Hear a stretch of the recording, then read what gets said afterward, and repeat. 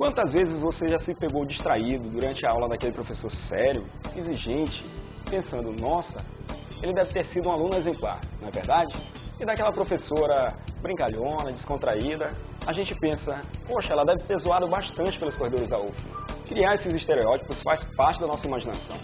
Mas nem tudo na vida dos nossos professores é ou foi como deduz a nossa mente. No ano em que o curso de comunicação da UFMA completa 40 anos, decidimos homenagear nossos professores, revivendo as histórias da época em que eles ocupavam as salas do CCSO, como meros estudantes, assim como nós.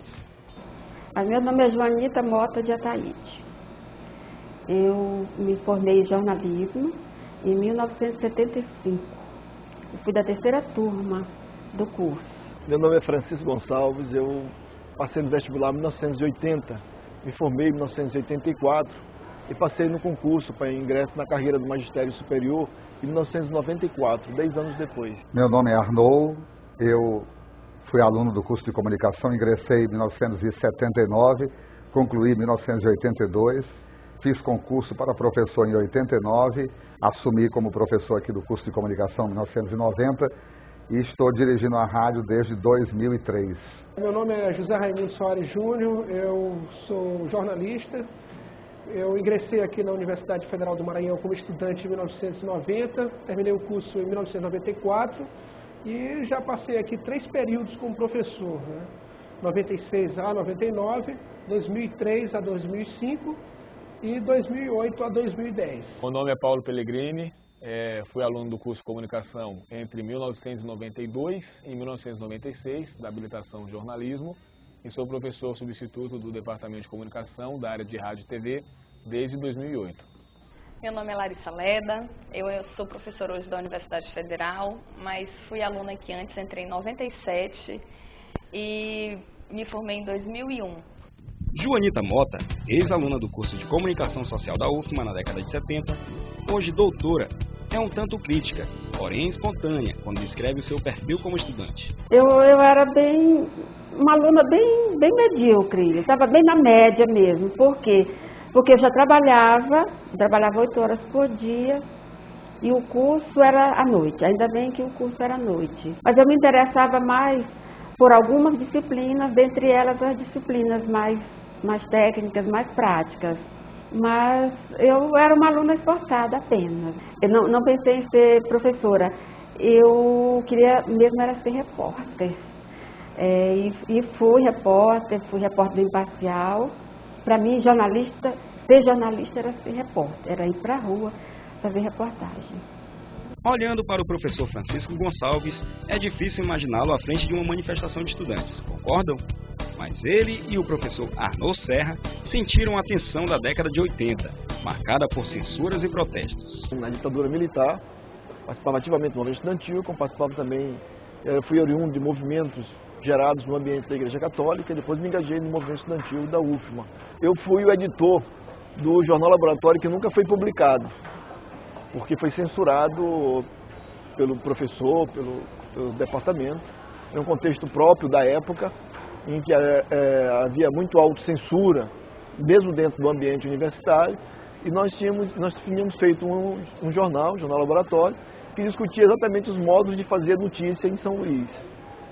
Então foi um jornal que não foi publicado, mas houve uma grande manifestação contra a censura, que era uma manifestação contra a censura tanto no ambiente acadêmico, da autocensura, mas também uma manifestação a favor da liberdade de pensamento, de crítica na sociedade brasileira.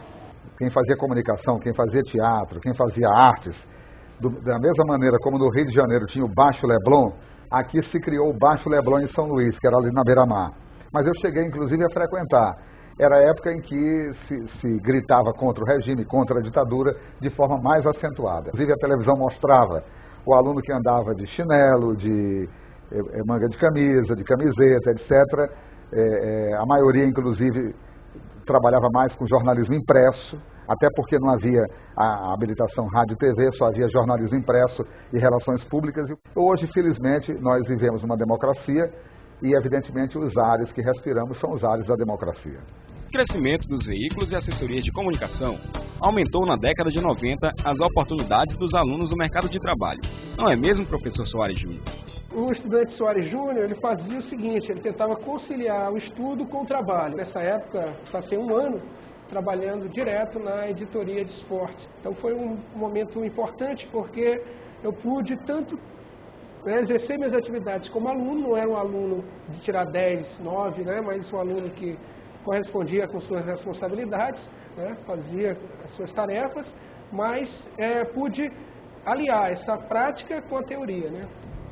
O professor Paulo Pellegrini afirma que os alunos eram mais ideológicos e que dar aulas atualmente faz parte de uma realidade de mercado.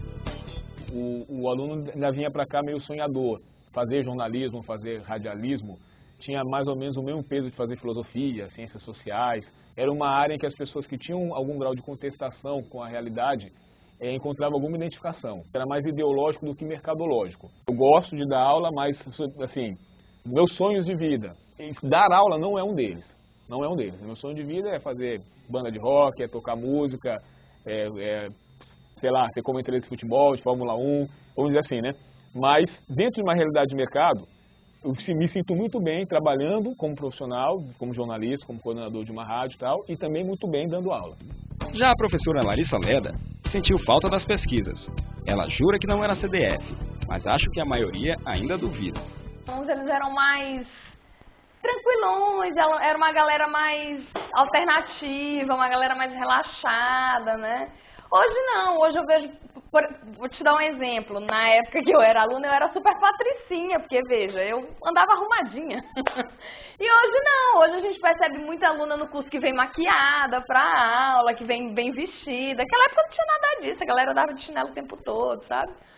Então assim, uma pessoa ou outra que vinha um pouco mais arrumada pra faculdade, já era uma coisa que destoava do padrão dos alunos da UFMA. Quando eu fui aluna, não tinha essa preocupação com pesquisa, por exemplo, né? Então, não tinha um projeto de pesquisa para a gente participar. Por exemplo, eu fui descobrir, mandar trabalho para congresso, eu já estava no mestrado, quer dizer, eu não tive essa experiência na graduação, né? Então, a gente tinha ótimos professores, a gente tinha uma sala de aula bacana, mas era isso, a gente não tinha pesquisa. Minhas colegas de classe, né, que hoje eu sou amiga de muitas delas, elas dizem que eu era CDF, mas eu não era. Eu não era, quero deixar isso registrado. Atualmente, o corpo docente do Departamento de Comunicação conta com 37 professores efetivos. Desse total, 28 são ex-alunos da UFMA, o equivalente a 75% dos professores.